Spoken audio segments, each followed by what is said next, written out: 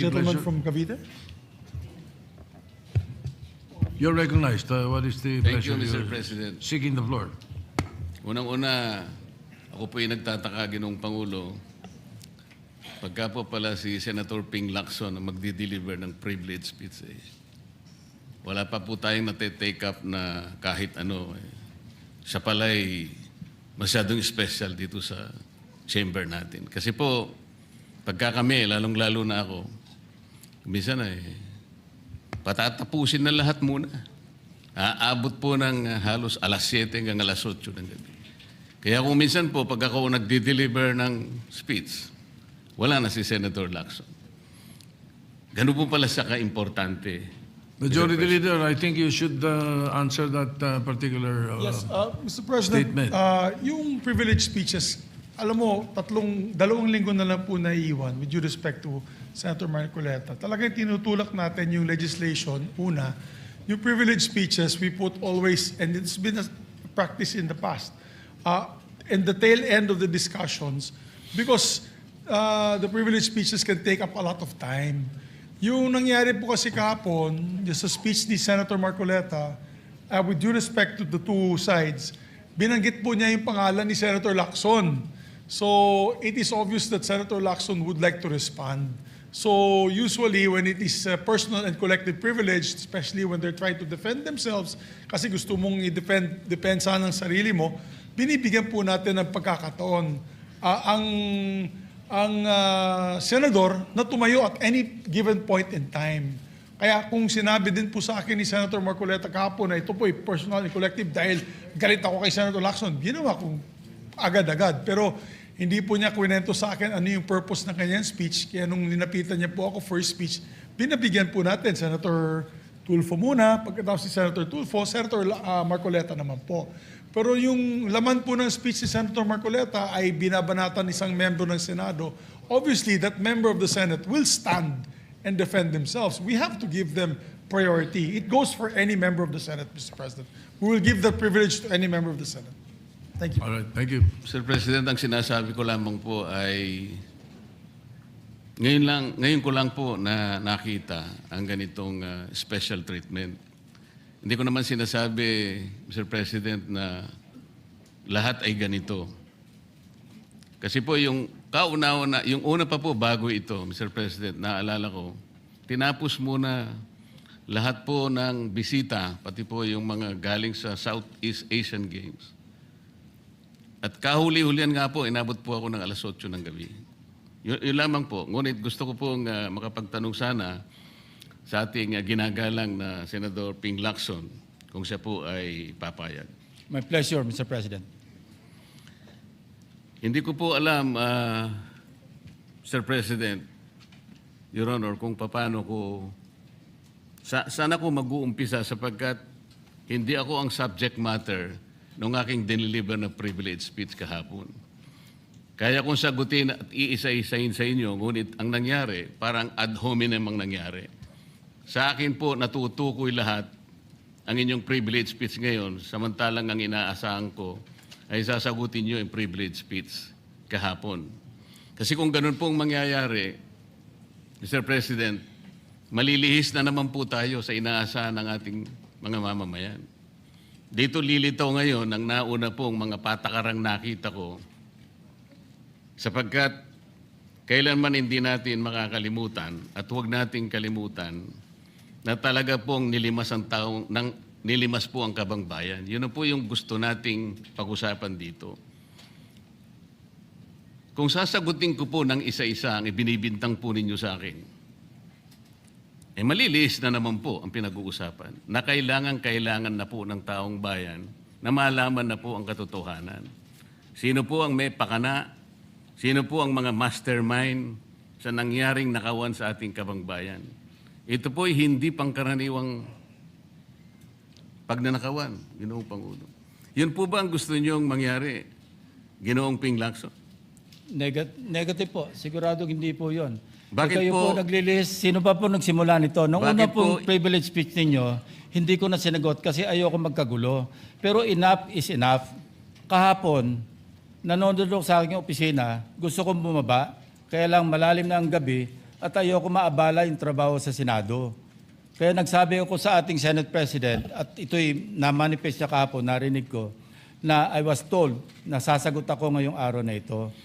Wala pong gustong maglihis sa usaping flood control. Ako nga po, very passionate po ako dyan, mulat sa pool. Wala po kayo rito.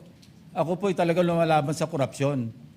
Pagdating sa national budget, pagdating sa lahat ng usapin, hindi nyo po matatawaran ang aking hangarin, maituwid ang lahat ng katiwalian dito sa ating bansa dahil hindi po tayo muusad.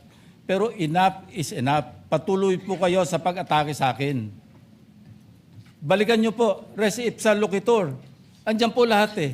Wala po ko inimbento. Salita nyo po lahat yan eh. Sabi nyo, iniinsulto ko kayo. Sagutin nyo po. Totoo po ba o hindi yung ating napanood sa mga video? Totoo po ba o hindi yung aking mga binanggit? Tapos na po kayo. Tapos na po. Kasi po ganito May I eh. suggest that the two gentlemen address the chair instead of addressing each other? Sorry, Mr. President. Pagpaumanhin po ninyo, Ginoong Pangulo, ngunit nakakalimutan po ng ating Senator Ping Lacson na siya po ang nagumpisa sa ngayon lang eh. Ako raw po ay defensor ni Vizcaya. Palagi niyang ipinipilit yon. Hindi niya makalimutan ang sinabi ko na nung ako po ay nasa Blue Ribbon Committee, tungkulin ko po kasi na ipaglaban ang sino man, witness man siya, resource person, siya po ang kauna-unahan na nag-apply ng Witness Protection Program. Sa aking palagay po, nung panahon na yon, ay kakailanganin namin siya sapagkat mga pangalang malalaki ang dapat na makuha natin. Hindi naman siya, ang ibig ko sabihin, si Vizcaya po ang mismong nagbigay po ng kanyang kagustuhan. Nung una po, Mr. President, ayaw ko ang maniwala sa kanya. Kaya sinabi ko sa kanya, gumawa ka ng sulat, kahit sulat kamay, para sa ganon, walang masabi ang iba na parang ako pang nag-initiate sa'yo dahil hindi kita kakilala. Kailangan malaman muna natin kung ano ang laman ng iyong testimony. At kailangan ma-determine natin kung talagang meron kang may kukontribute na mga pangalan. Kasi importante na lumitaw ang mga pangalan ng mga taong talagang utak ng pagnanakaw na ito. Yun po ang pinag-umpisahan nun eh. Dahil mabigat ang kanyang gagawin, Mr. President, nakita ko sa kanyang kagustuhan na siya sumailalim sa Witness Protection Program. Kinilala ko naman yun, Mr. President. Malalagay nga sa alanganin ng buhay niya. Yun po naman ay nakalagay sa batas eh. Bakit ngayon akusahan ako na ako pa ang nagdidepensa sa kanya? Nandun naman po sa batas eh. Kaya nga po nang ipilit po ng ating DOJ Secretary na pinipilit niya magkaroon ng restitution, sinabi ko huwag mong gagawin yan. Wala naman sa batas yan eh. Ipipilit ninyo sa pamagitan ng memorandum ninyo na kahit wala sa batas para siya maging katanggap-tanggap na witness protection program witness, ay gagawin yung mag-restitute siya. Wala po sa batas yun, Mr. President. Yun po yung nilalaban ko. Kung napagkamalan niya na dinidepensahan ko, hindi po pwede yung ganon, Mr. President. So ngayon, hanggang ngayon, pati ba naman ng asawa ko na independent director, kakalantariin pa rito. Saan ba natin pag-uumpisa ng pag-uusap na ito? Pagkatapos, ipipilit na naman ninyo yung Kalayaan Island Group. Ano po ba patakaran dito, Mr. President? Ginoong Lacson? Kailangan bang samot-samot ang gagawin mo para sa isang privilege speech? Kayo po'y matagal na sa Senado. Alam ko po, kabisado nyo yung patakaran dito. Ang isang privilege speech na katutok lang sa isang subject matter. Pero ang gagawin po ninyong samot-samot ito, at pagkatapos ay mag-uumpisa kayo na parabang ang nilalaman ng privilege speech ninyo puro ad hominem. Wala po tayong matatapos dito. Ang hangarin po natin dito ay yung subject matter na pinipilit natin sapagkat ito po ang inihintay ng taong bayan. kung sasagutin ko po ng isa-isa at ang iba po'y sinagot ko na, ay lalayo po tayo. Ang akin pong tinatanong sa aking privilege speech kahapon, ay bakit parang hindi ninyo pinagbigyan ang ibang mga tao na napakarami nilang dapat sabihin para sa ganun malaman natin ang katotohanan. Kayo po ang nagsabi, Senator Lacson, Mr. President, napupuntahan natin lahat ng lugar na kung saan ang ebidensya. Hindi po ba kayo po'y nagpahayag noon dito sa plenaryo, Mr. President, Senator Lacson, na sinabi nyo na ang presidente ay name drop ni Yusek Bersamin. Hindi ko man lang po nakita yung kanyang katauhan na ipinatawag nyo dito. Samantalang napakalaki ng dapat niyang ipaliwanag sapagkat kayo po ang nagsabi sa pamamagitan ng pagtitiwala ninyo sa ibinigay na testimony ni Yusek Bernardo na niname drop niya ang presidente.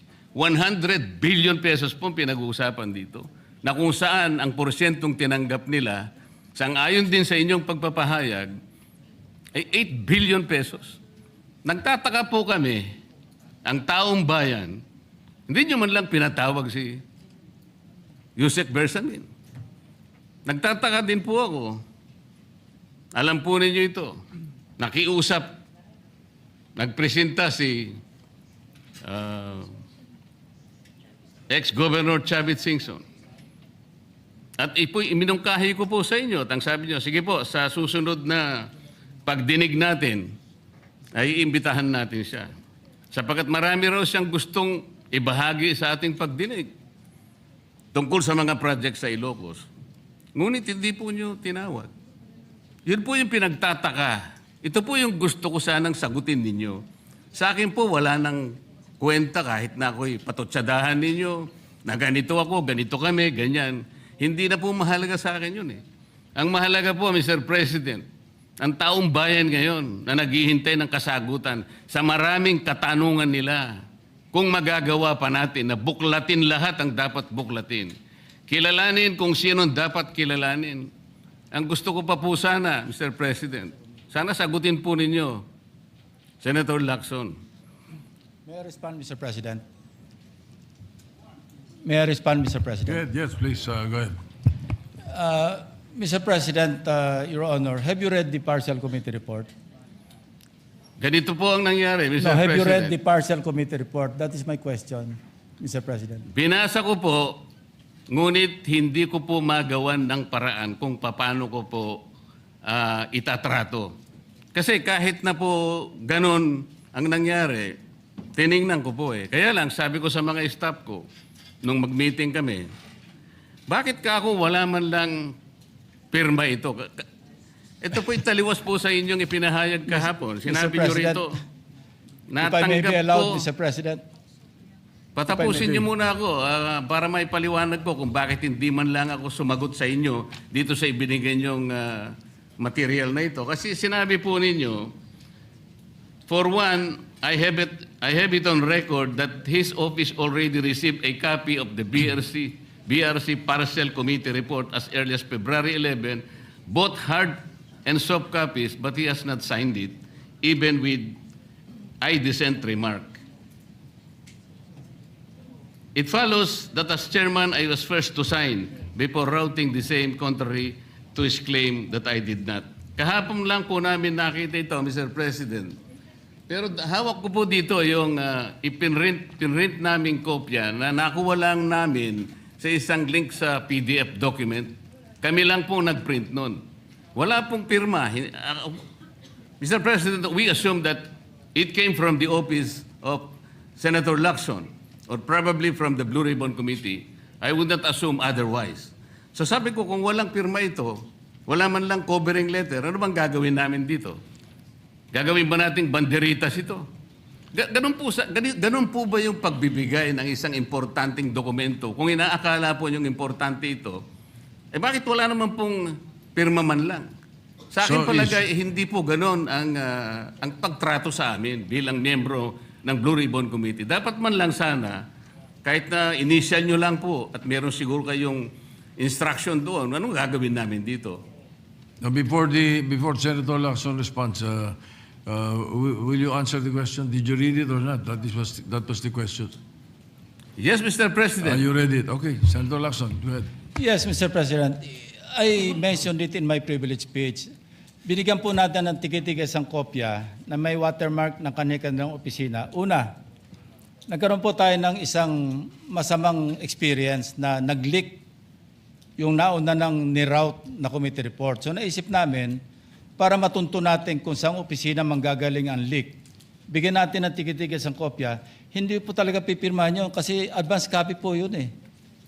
Nasabihan po namin ang kanilang mga staff na kapag ready na sila na pumirma at nabasa na nila, hudyatan nila kami, ipapadala namin yung physical or yung hard copy.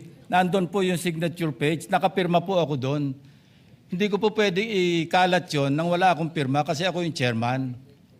Hindi niyo po narinig yung aking paliwanag sa aking privilege speech na talagang walang pirma yung aming ikinalat sa bawat miyembro. Dahil yon para lang mapabilis kasi 400 pages po.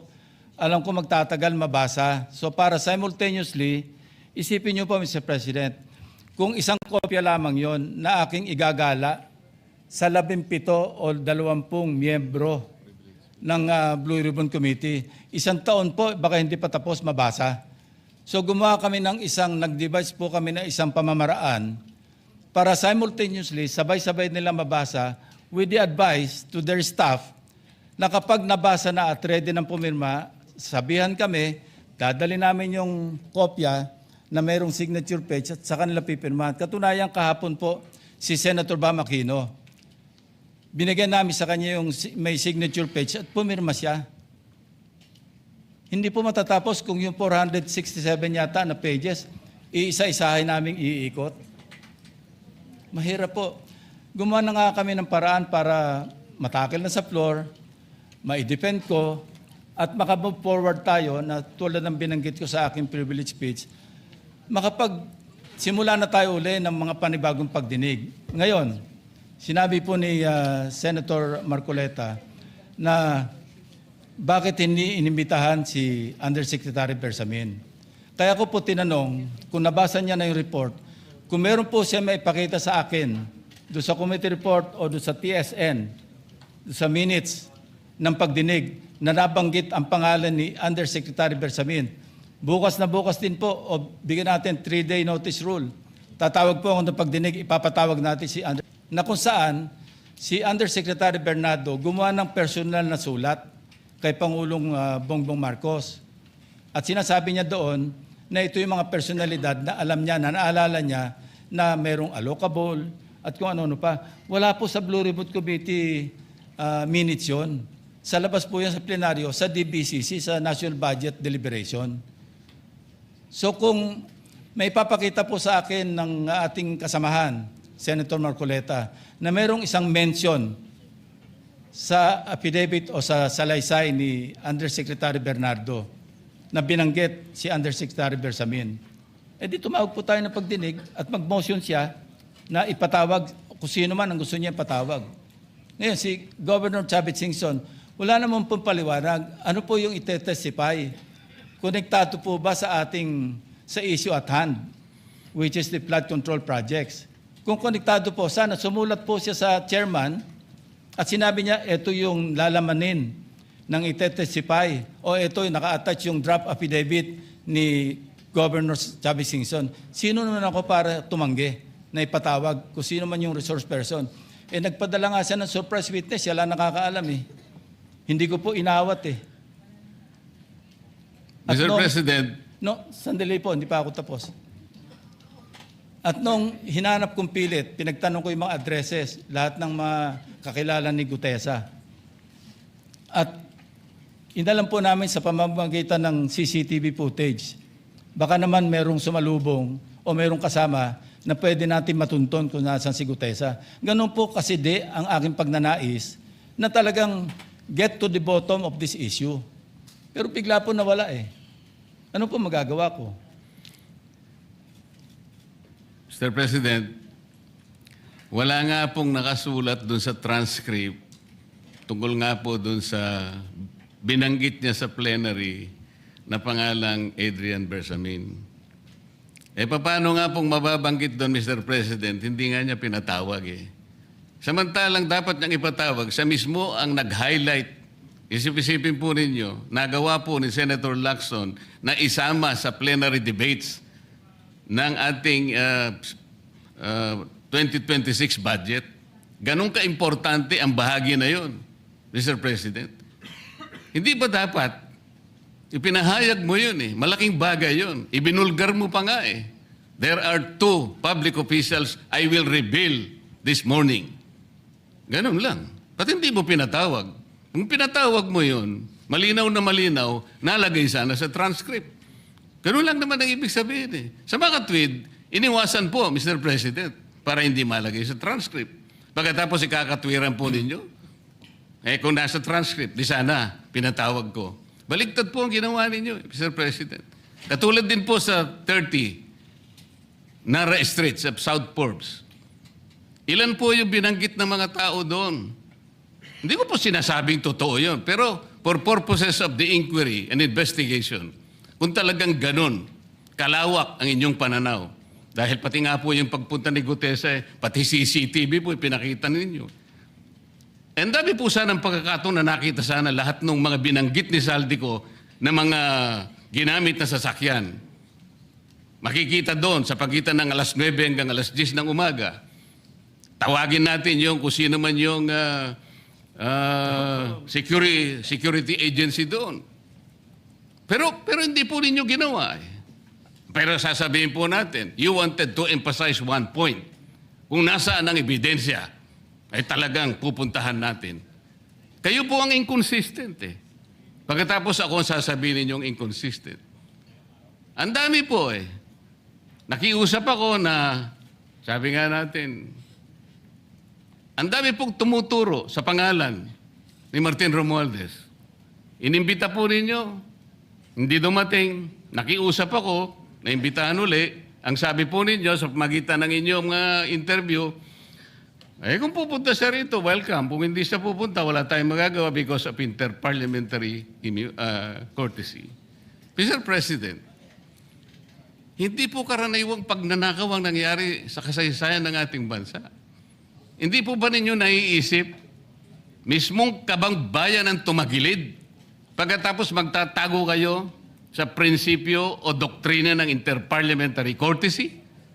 Kung ako po ang chairman ng Blue Ribbon Committee, Mr. Chair, Mr. President, hindi ko po igagalang interparliamentary immunity sapagkat ang pinag-uusapan dito ay interes ng mamamayan. Huwag po tayong magtago kung saan-saan. Sinabi po ninyo, Mr. President, Senator Lacson, yung Apostille Convention. Hindi pa pinahayag po ninyo sa isang pag-i-interview ninyo na kung si Saldico lamang ay makakuha ng isang subscribe statement, kahit sa Zoom lang, ipatatawag namin siya. Bakit hindi po ganun ang ginawa ninyo? Pwede naman siyang mag-Zoom pagkatapos na magkaroon ng apostilled sworn statement. Bakit hindi po ninyo ginawa? Meron naman pong Zoom eh. Natatakot yung tao. Nanganganib ang kanyang buhay. At palagay ko naman, nanganganib nga talaga. Iintay pa po ninyo na humarap sa inyo? Pwede naman ang Zoom eh. Kung talagang gusto nyong tuntunin ang lahat ng mga ebidensya na dapat nating puntahan. Ito po yung pinupunto ng aking privilege speech kahapon. Eh. Hindi ko nga po alam na kapag ako po ang magdi-deliver ng privilege speech, Mr. President, palagi po kayong nawawala. Kasi nga, nasa bandang huli na po ako eh. Pero kung talagang gusto nyo lamang, alam nyo naman nasa agenda po natin kung sino po ang tatayo para mag-deliver ng privilege speech eh. Ayaw ko pong isipin na sinasadya ninyo. Ngunit narinig naman po ninyo eh. Mr. President, pagkatapos isasama yung Kalayaan Island Group, ano po ba talagang pinag-uusapan natin dito? Yung kapakanan ng bayan, pinipilit po niyong pinagtatanggol ko ang China.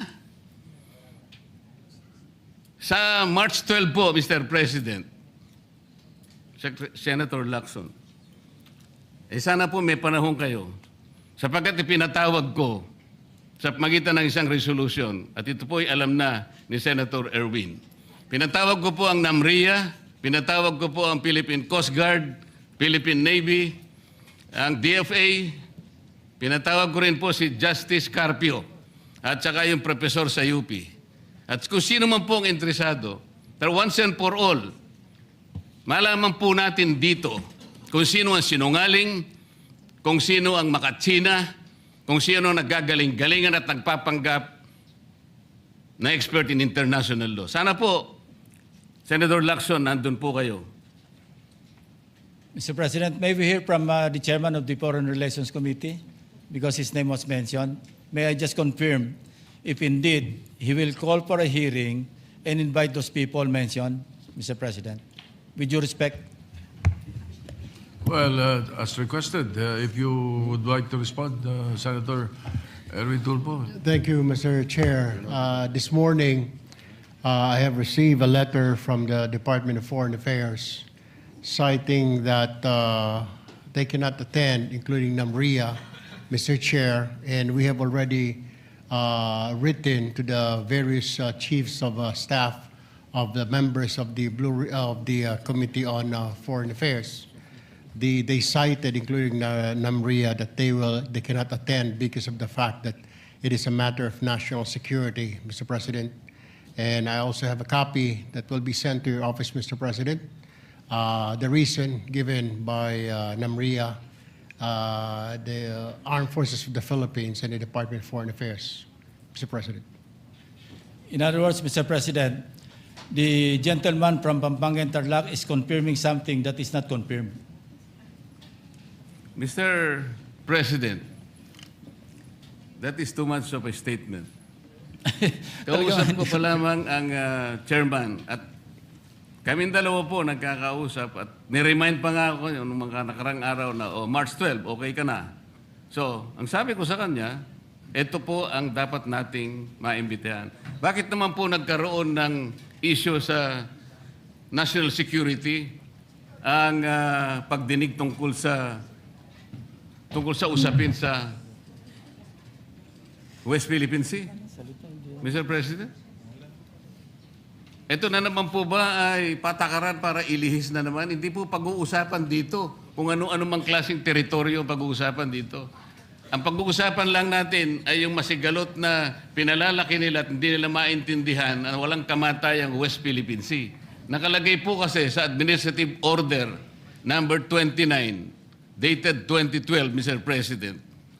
14 na taon nang nakararaan, minanduhan mismo ang NAMRIA at ang DFA na mag-submit ng mapa at mga charts sa opisina ng United Nations General, as UN Secretary General, at inotify ang lahat ng international organizations katulad ng IHO. Ano po bang ibig sabihin nun, Mr. President? Alam po ba ito ni Senator Lacson, yung Administrative Order number 29? This is something between the chairman of the Foreign Relations Committee and the gentleman from Tarlac and Pampanga, Mr. President. Hindi po, tinatanong ko po kayo. No, kasi, I don't know Administrative Order number 29. hindi po ninyo alam, sasabihin ko sa inyo. I don't Ulitin need to ko. know, Mr. President. I'm not interested. Hindi po kayo interesado sa isang bagay na napaka-importante sa ating bansa? Hanggang ngayon, hindi ma-drawing ang West Philippine Sea. Hindi kayo interesado? Hindi po ako rin interesado sa sinasabi ninyo. Maring hindi po kayo interesado sa Kasi, sinasabi ko. no, Ngunit ang sasabihin ko, interesado ang buong Pilipinas. Sapagkat ito, dito nakasalalay po kung sino nagsasabi ng totoo. So ayaw po ninyong malaman ang totoo, Ginoong Lacson? Kasi po, Mr. President, ang ipapalabas na naman niya, yung China, may karapatan dyan sa lugar na yan. Kaya ayoko na po marinig kasi ilang beses na po natin narinig yan, medyo masakit na sa tenga eh. Alam po Kaya ninyo, sinasabi ko po, ayoko na marinig Mr. kung President, nanggagaling sa kanya, Mr. President. si Senator Lacson po ay, ang pagkakaalam ko, isang magaling na investigador. Eh ngayon po pala yung manghuhula na. Paano po niya nahulaan? Ang sasabihin ko ay, The debate is going into motives and all of that. So, motu proprio, the presiding officer declares a session suspended.